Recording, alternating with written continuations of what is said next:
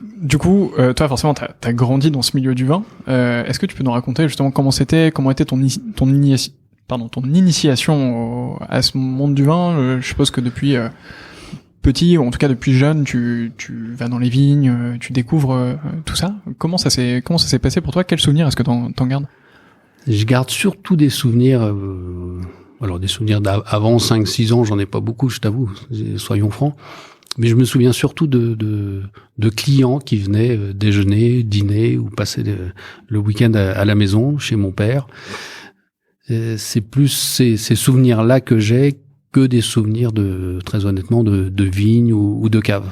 Parce que là, voilà, mon père et ses frères et ses 3 frères, ils bossaient la semaine, on était à l'école, donc on voyait pas tout ça. Mais on voyait la réalité des choses dans les déjeuners, dans les dîners ou les week-ends. C'est ça la première initiation, c'était voilà de voir avec mes frères et sœurs, de voir notre père et notre mère d'ailleurs entre guillemets aux affaires, d'essayer de faire passer des messages d'accueil, de convivialité, de partage, de qu'est-ce que c'est que le vin, qu'est-ce qu'il y a au-delà du vin. Enfin, il y a plein de choses à raconter là-dessus.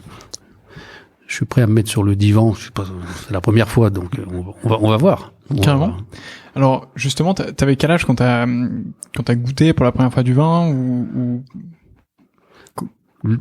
Je sais pas exactement, mais en tout cas avec mon frère et mes cousins, notamment quand il y avait des repas de communion, des repas de famille, on nous servait pas de vin. Très honnêtement, non.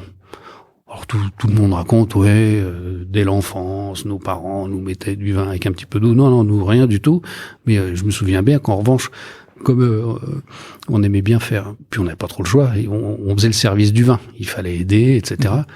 Et donc dès qu'on retournait à l'office ou en cuisine, la première chose qu'on faisait, c'était soit de finir les verres de ceux qui avaient pas fini leur verre, ou carrément les fonds de bouteille.